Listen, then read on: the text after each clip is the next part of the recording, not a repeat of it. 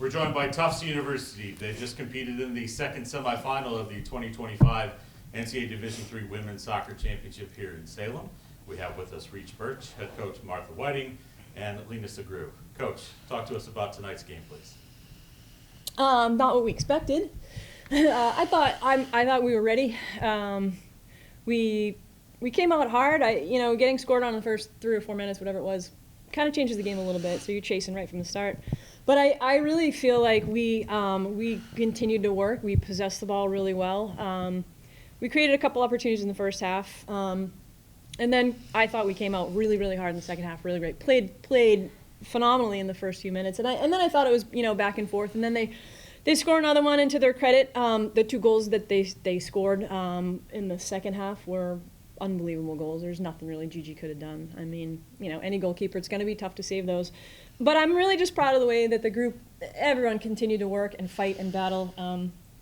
Everyone on the bench was engaged the entire time, really supportive, never stopped yelling and cheering, and I just, it's upsetting for me that these girls work as hard as they do, and you get this far and you don't advance. But on the other side of that, there's so many amazing things that came out of the season that we're proud of, and we'll look back on for the rest of our lives. That this is just a really magical season, and I just feel grateful to be here with these girls and the rest of the team. I'm really proud of them and Tufts and Jumbos. We'll crack it up with some questions now. Start with Monica. Lena, I thought one thing that was really impressive about you guys was your resilience. After Emory had the early goal, you are on the attacking foot, everyone's pressing forward, you're defending. Can you talk about that resilience and how the team stayed really focused in the match? Yeah, of course. I mean, I think that's something that's defined this team all year. In years past when we've gone down, it's been a struggle, but I think this group in particular has been super special about we're always in the game. Like, you can never count us out, and I think that mentality just comes out no matter how big the moment is. Coming from behind in, NESCAC finals, our team never doubted that we were going to win that game. So I think that mentality comes from building on that feeling all season. So we definitely had it in us. And Reese, in the second half, you guys came out of the locker room and created so many dangerous moments. The one play that you had racing at Sofia Garcia, she comes out and makes that save. It was such a brilliant moment that you generated. Can you talk about that mindset and just the unselfishness of your team working the ball back and forth to try to break down the defense? Yeah, I think that honestly all season we've had a very selfless attack. I think that everyone on our team, like most of our attackers, have scored coming off the bench. We have many goals coming off the bench as well. I think that for us, there's no single glory in the NCAAs especially, and so I think that everyone was just trying to work towards the common goal, and I think that we did come out incredibly well in the second half. I think we were dominant, and I think that we continued it up, and we still were laughing and smiling honestly until the end. So I think that just trying to share the wealth attacking wise. I think we've always done a good job of it, and I think tonight we tried our best to do it as well. But yeah. Lena, when we talked with Coach earlier in the week, we heard a lot about the bench and how big they are in terms of supporting everyone and just that mentality. Can you talk about that energy that they create? I don't even know if you can categorize them as with any words. I mean, I would say they're one of a kind. I mean, that energy is just unmatched. And I think it's not even just what you guys see, on the sideline. It's before the game, hyping us up, or what they're, sending us in our group chat the night before. I mean, it's not, just when everyone's watching. It's more of a whole season mentality that if you're on that bench, you are not less than anyone on the field. You are part of it, and your role means a huge thing on this team. And I think you can really tell how bought in every single person on our team is, because our bench is so loud and honestly so annoying if you're not on our team. Reese, Lena alluded to this earlier, the NESCAC title, you came from behind to tie the game against Williams, you end up winning on penalties. The conference is so good. You had 6 teams in the tournament. You guys beat 2 of them, right, on your way to the Final Four. What does that conference championship mean to you and to the team? Honestly, everything. I think that for us, when I came in freshman year, we hadn't won the NESCAC championship in, recent memory, really. And I think that for us, the NESCAC is a super close-knit conference. I mean, we all know the girls. It's very Northeastern dominated. And so I think that meant so much to our team, was winning that trophy, winning the regular season as well. I think that was the biggest thing of, we're going to come in the number 1 seed and we're going to prove it. And we came from behind that game, like Lena said, and we ended up winning in PKs. And I think after freshman year, losing in PKs in the Final Four, that was kind of the biggest redemption moment for us that we needed. And I think it was a good end note for our seniors. Lena, there are a lot of really great Division III soccer players who never have this opportunity. Tufts has been here twice now in the last 3 years. What does it mean? I know it's disappointing right now, but what does it mean to get the Jumbos back to the semifinals? I mean, I feel really lucky, right? Like, I'm a senior, and I've been here twice, and I don't think many people can say that. So, I mean, the NESCAC title, being here twice, like, I don't think I could have asked for much more, like, out of a D3 soccer experience. I think it's been pretty special, and I wouldn't want to be here with any other team. So, Coach, you've got the Defensive Player of the Year sitting next to you. You have the Offensive Player of the Year on the roster as well. If you would just speak about Elsie and the career that she's had. Well, I mean, 3-time All-American, never happened in our program. 2-time NESCAC Player of the Year, never happened in our program. So Elsie's just like a record setter. Incredible soccer player. She's so athletic, like can turn on a dime. She scores highlight reel goals like it's nothing. But I mean, more important, like Elsie's just the best girl, right? Like she's just so.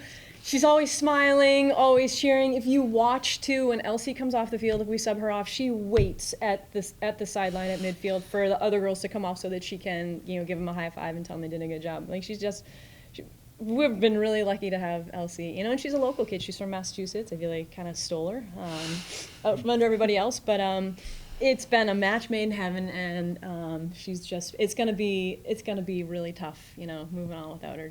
She's just like a bright light. She's brought me so much personal joy, honestly. So.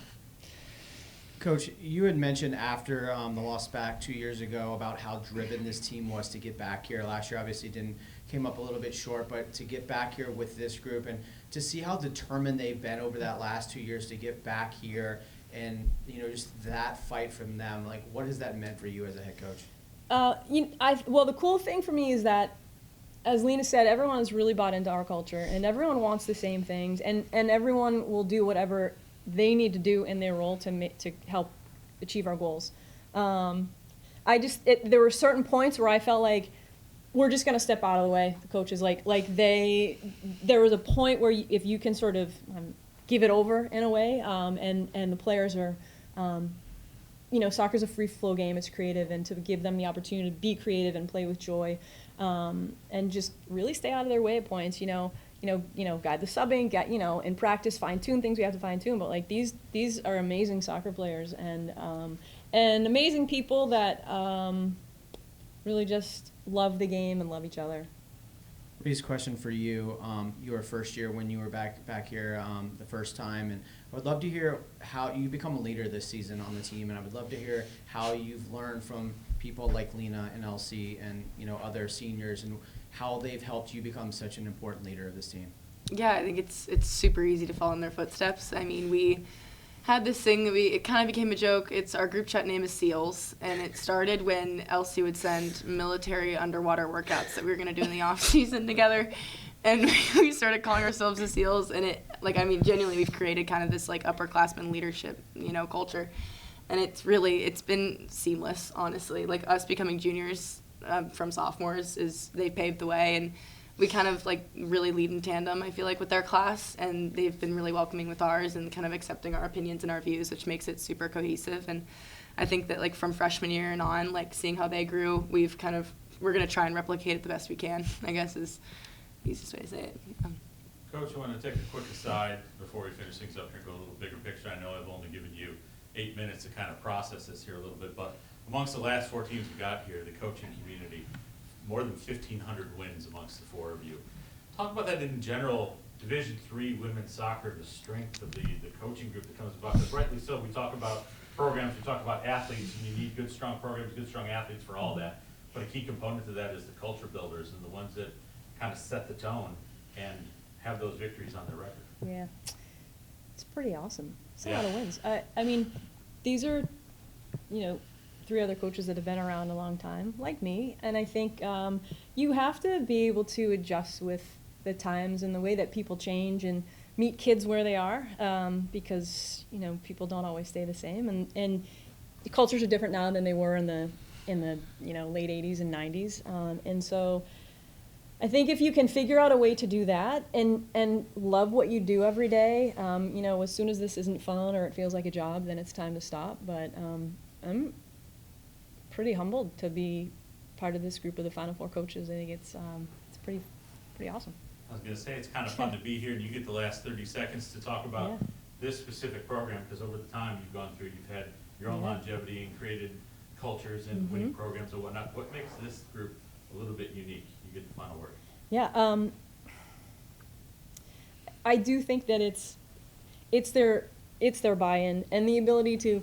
I mean, we have 3 core values that we literally live every day. We talk about them. We meet about them. And so I don't know. I just think that the group, each player supports each player. And you know, we talked about the bench, but like players really don't play at all to the players that play 90 minutes. Everyone is the same, and everyone treats everyone the same, and everyone's role is just as important to everyone else. And we've talked about this over the course of the last few weeks of the tournament. You know, this is about winning, but it's also about going another week. We just wanted another week together, so we feel like we brought it as far as we could, and we were together as long as we could be together. And I will say that I've been doing this a long time at Tufts, and I'm so grateful for that. And this is some of the most fun I've had with any team, and to be able to say that I still love it after all this time and want to come back, and honestly, like, I wouldn't want to be anywhere else right now. On any Saturday in the fall, this is what I love, and these are the girls I love and I want to be with. And so I'm really glad that we got to take it right to the end this time. Well, Coach, Reese, and Lena, it was our pleasure to be able to watch you here this weekend. Congratulations on a fine season. Thank you. Thank you. Thank you.